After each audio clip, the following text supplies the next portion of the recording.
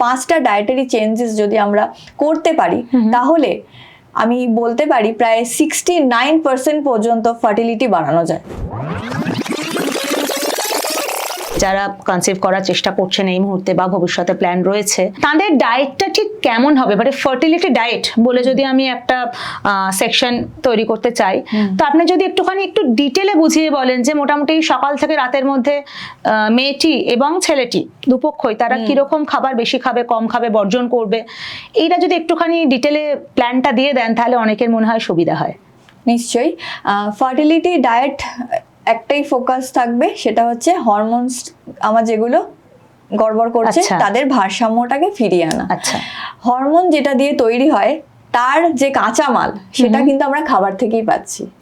তো সেক্ষেত্রে আমাদের ডায়েটটাকে যদি আমরা ঠিক করতে পারি, আমাদের 5টা ডায়েটারি চেঞ্জেস যদি আমরা করতে পারি তাহলে আমি বলতে পারি প্রায় 69% পর্যন্ত ফার্টিলিটি বাড়ানো যায়।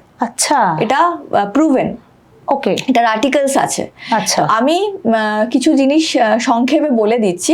যেমন হচ্ছে প্রথম পয়েন্ট আমি বলবো যে লো গ্লাইসেমিক ফুডস আমাদের ডায়েটে ইনক্লুড করতে হবে।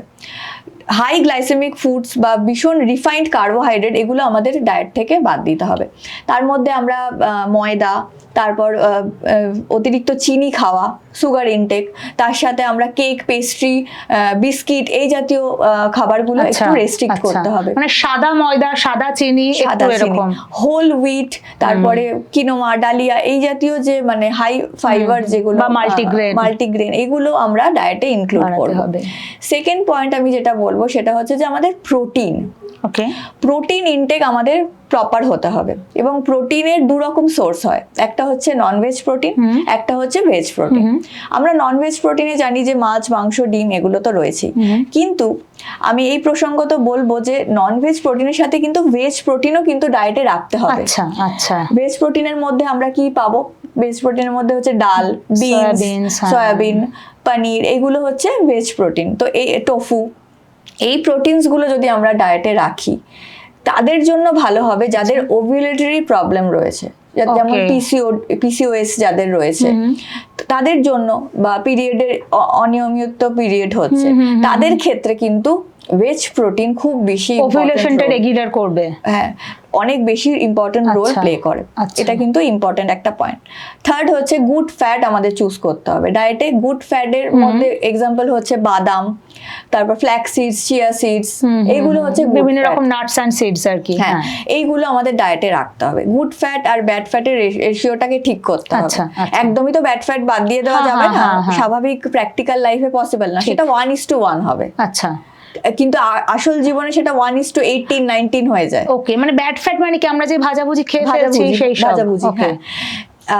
থার্ড পয়েন্ট আমি বলবো হচ্ছে আমাদেরকে কিন্তু রেড মিটটা একটু অ্যাভয়েড করতে হবে, বিশেষ করে যাদের এন্ডোমেট্রিওসিস রয়েছে, ইনফ্লামেশন রয়েছে শরীরে, সেগুলো ডাক্তারি ভাষায় আমি বলছি, সেগুলো যাদের এই রোগটি রয়েছে ভেতরে তারাও জানেন। তো তারা কি করবে? রেড মিটটা অ্যাভয়েড করবে। তো এই জিনিসগুলো, কিছু ভিটামিনস রয়েছে যেগুলো বাদ দিলে হবে না, ভিটামিন মিনারেলস রয়েছে, যেমন ভিটামিন ডি। ভিটামিন ডি কিন্তু আমাদের রিপ্রোডাক্টিভ সিস্টেমের জন্য ভীষণ ইম্পর্টেন্ট একটা ভিটামিন, এবং ভিটামিন ডি আমরা বিভিন্ন খাবার থেকে পাই, যেমন আমরা দুধ, দই, তারপরে পনির, ডিম, এই মাশরুম হচ্ছে খুব ভালো সোর্স অফ ভিটামিন ডি। আর মোস্ট ইম্পর্টেন্ট সেটা হচ্ছে সূর্যালোক। সূর্যালোক যদি আমাদের বডিতে পড়ে, আমাদের শরীরেই কিন্তু ভিটামিন ডি তৈরি করা সম্ভব। সেই ভিটামিন ডি যাদের কম, যারা এই পদ্ধতিতে রয়েছেন, রিপোর্টে বেরিয়েছে কম, সাপ্লিমেন্ট দেওয়া হয়। সাপ্লিমেন্ট কি একই কাজ করতে পারে? হ্যাঁ, সাপ্লিমেন্টস যাদের অতিরিক্ত কম, তাদের মানে ইমিডিয়েট একটা মেডিকেল হেল্প লাগছে, তারা খাচ্ছে। কিন্তু যারা জানে না, যারা জাস্ট কনসেপশন আনতে চাইছে, আমি তাদের সবার জন্য একটা জেনারেল ইনফরমেশন বলছি যে ভিটামিন ডি সমৃদ্ধ খাবারগুলো ডায়েটে রাখবেন। আর ভিটামিন ডিটা আমরা যখন কনসিভ করি, প্রেগন্যান্সিতে যখন আমাদের বেবি আসছে, বেবি কিন্তু পুরো ভিটামিন ডিটা আমার মায়ের থেকেই নিচ্ছে। তার ফলে কি হচ্ছে, যেটুকু আছে মায়ের বডিতে ধরো ল্যাক করছে, সেটা বেবি এক্সট্র্যাক্ট করে নিচ্ছে। তারপরে যখন বেবি হওয়ার পরে কিন্তু প্রচুর মারা এটা কমপ্লেন করে যে জয়েন্ট পেন হচ্ছে, ব্যাক পেন হচ্ছে, এটা কিছুটা তার জন্য। সেই কারণে শুরু থেকে ভিটামিন ডি এর চাহিদাটা পূর্ণ করতে হবে।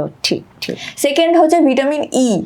ভিটামিন আচ্ছা। ইও ভীষণ ইম্পর্টেন্ট, Okay, ঠিক আছে? okay. যেমন ভিটামিন ই এর সোর্স হচ্ছে স্পিনাচ, সানফ্লাওয়ার সিডস, ফিশ, এগুলো কিন্তু ডায়েটে রাখতে হবে। ভিটামিন B6, যারা অনেক দিন ধরে ওরাল কন্ট্রাসেপটিভ পিল খাচ্ছে তাদের কিন্তু শরীরে ভিটামিন B6 কমে যায়। ও আচ্ছা, তাদের ক্ষেত্রে আমি বলবো স্পিনাচ, সানফ্লাওয়ার আচ্ছা, সিডস, ফিশ, আচ্ছা। আমন্ড, এগুলো কিন্তু ডায়েটে রাখতে হবে। রাখতে তাতে হবে। ভিটামিন ই, ভিটামিন B6 সবটাই তারা ডায়েটে পাচ্ছে। ঠিক। তো এই জিনিসগুলো আমাদেরকে মাথায় রাখতে হবে। ঠিক। তাই জন্য আমাদের প্রথম হচ্ছে good quality of protein, good fat, মানে যে গুড ফ্যাটগুলোর উদাহরণগুলো দিলাম সেগুলো খেতে হবে।